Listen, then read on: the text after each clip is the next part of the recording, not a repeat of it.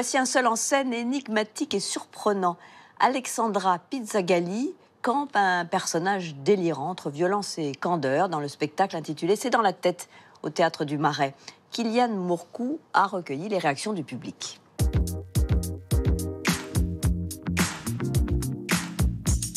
J'ai faim, aidez-moi.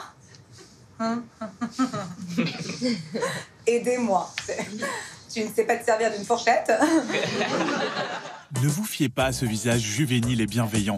Vous êtes face à la nouvelle tête de l'humour corrosif. Dans son premier spectacle, C'est dans la tête, Alexandra Pizzagalli arrive à nous faire rire avec des sujets qui ne s'y prêtent pas du tout. J'ai récemment vécu une petite amourette avec 2 hommes que j'ai rencontrés complètement par hasard et par surprise dans un parking souterrain. Bon, j'ai eu un peu de mal avec leur manière. Déjà, cette façon de m'aborder, en m'attrapant par la gorge, en me disant « si tu cries, on te bute, emmène-nous chez toi qu'on te fasse ta fête et de sale pute ». Alors, ok, il y a une rime. Elle est drôle, elle est pleine d'énergie, elle nous emporte tout au long des spectacles. Elle est folle. Elle est folle. Pourquoi elle est folle? Parce que c'est sans filtre, mais c'est très drôle. Et juste, ce principe de la pipe avec une capote. Quelqu'un peut m'expliquer? On fait pas de shampoing avec un chapeau.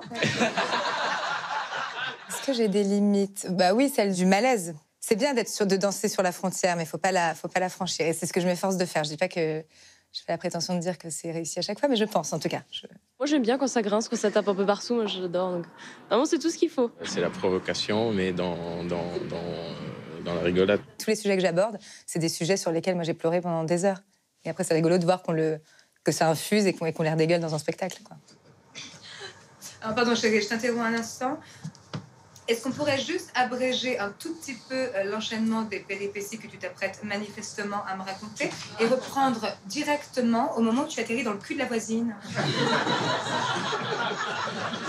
Plein d'humour, super bien écrit, l'humour grinçant comme j'aime, c'était génial. Je dirais que c'est de l'humour noir, mais que c'est pas gratuit.